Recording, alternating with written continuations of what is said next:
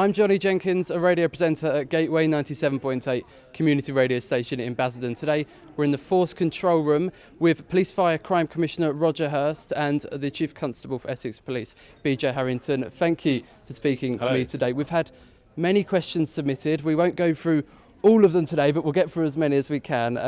And a lot of them surrounding visibility, you know, seeing the boots on the ground. Sue in Colchester. We've also got questions from Colin in Uttlesford. We've got questions from Catherine in Dovercourt, all asking about visibility.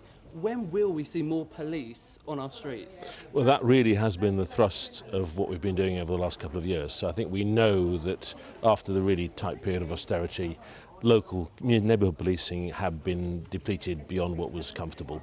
And the last couple of years, we've raised the council tax precept by £12 and then £24, so a total of £3 a month. And that's gone into 368 extra cops, which the Chief has deployed, particularly in that local and visible policing area. So last summer, we ended up with new town centre teams pretty much in every major town across the county. I know a couple want to have them that haven't got them.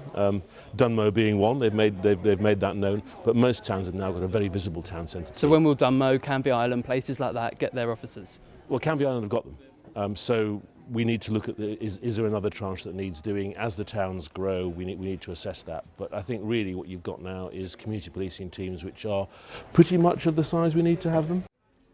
Do you feel like you've got the resources that you need to police Essex properly?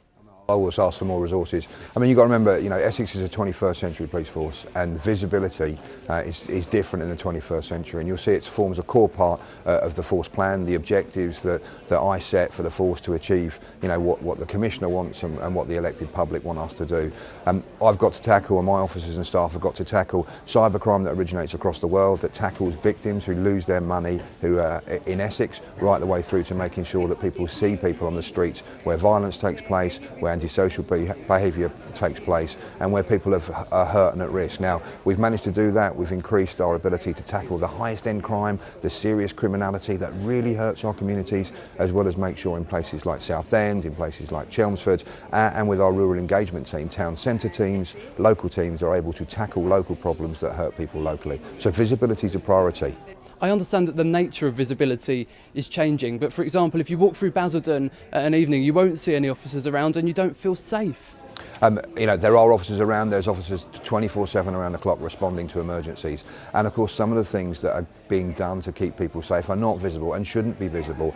You know, I'll give examples of where we've arrested and put in prison 9 people for terrorising this county, for the theft of cash points, destroying local shops and destroying the heart of local communities. That work won't be solved by a beat officer or a community support officer. That's by high-end tactics with detectives to put these people in prison. But what we need to do is make sure that's visible to communities, as well as making sure they know where their local officer is and how they can deal with local issues that are just as important.